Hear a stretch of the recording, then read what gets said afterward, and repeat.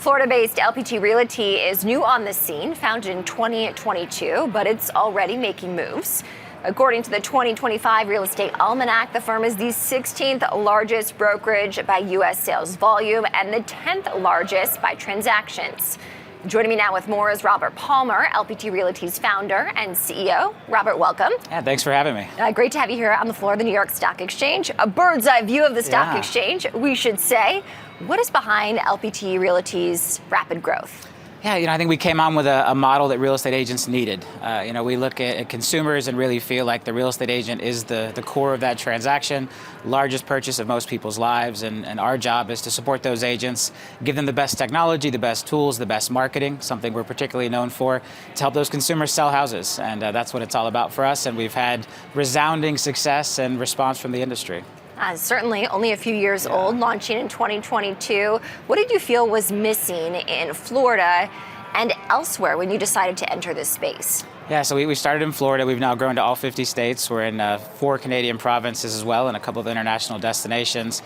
I think as we looked at it, there was just this disconnect as the industry's evolved and the industry's matured. We believe the future is the single entity, one brokerage like us who can cover all 50 states compared to the legacy franchise model. If we go back in time, real estate was very localized. MLSs put out books of listings. It was very much about that local office, that local franchise. And we see the future being real estate teams and independent agents that are backed by a platform like ours. And so there's been a few that came before us. We looked at some things we think they got right, some things we think they got wrong, and we improved the model, and the results have been amazing. And we understand you're a hybrid brokerage model, combining fee-based and capped brokerage models. How is that model unique? Yeah, so when we look at it, there's really three different platforms or 3 different compensation models that most real estate agents are drawn to. And so in order to serve the most number of agents, which then allows us to serve the most number of consumers, we needed to meet each of those agents where they are. We call it individual definition of success.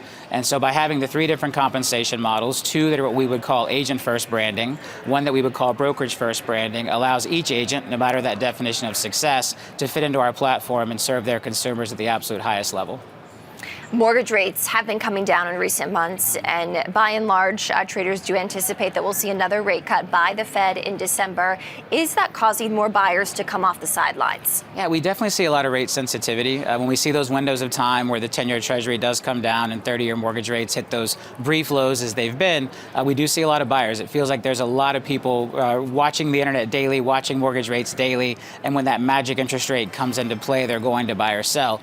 Internally, we call it prepping for the boom. We think there's a big real estate boom coming as far as transaction count. We've been over 3 years now at this 4 million annualized home sales, compared to a normal year for our country is 5.5 million. So there's a lot of folks that just aren't buying and selling right now because they're waiting for that interest rate. They feel locked in and trapped by their current interest rate. And we do believe that sometime next year, when the Fed cutting and inflation woes finally kind of put at ease, that we're going to see this big boom. And so we call that Boomsday. And at LPT, we are Boomsday prepping to make sure that our agents are ready to serve those consumers when the time comes and when all of this inventory and all this pent-up demand starts to buy and sell homes again. So as you prepare for Boom Day, I like that play on words there. What are the biggest trends that you're seeing from potential home buyers this year?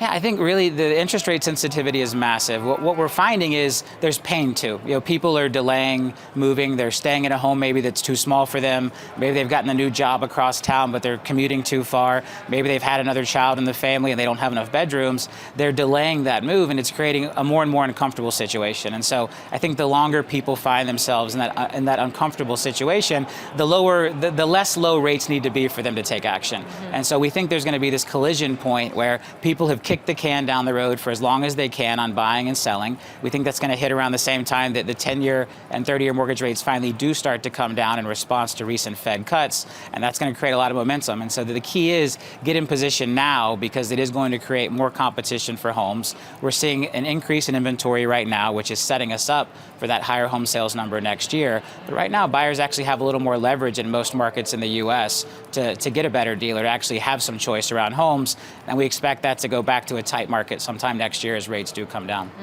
What role is artificial intelligence playing in your own operations? Oh, it's massive. I mean, everything from the way our agents interact with their customers to the way we check files, the way we pay our agents, the way we check contracts and files for compliance.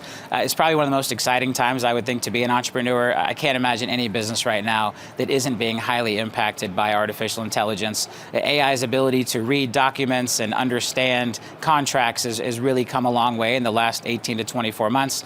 We're embracing it at a very high level. I'd say as a younger company, we were built for this. You know, we've got an amazing data layer inside of our company where we can format that data and organize that data in a way that is set up for AI, where a lot of our competitors are stuck on legacy systems that isn't formatted in those ways or doesn't give them the full access to feed their data into the large language models. And we're excited to take advantage of that emerging technology and continue to grow and create more efficiencies. All right, Robert Palmer, he's LPT Realty's founder and CEO, joining us here at the New York Stock Exchange. Robert, thanks. Thank you. Great to have you.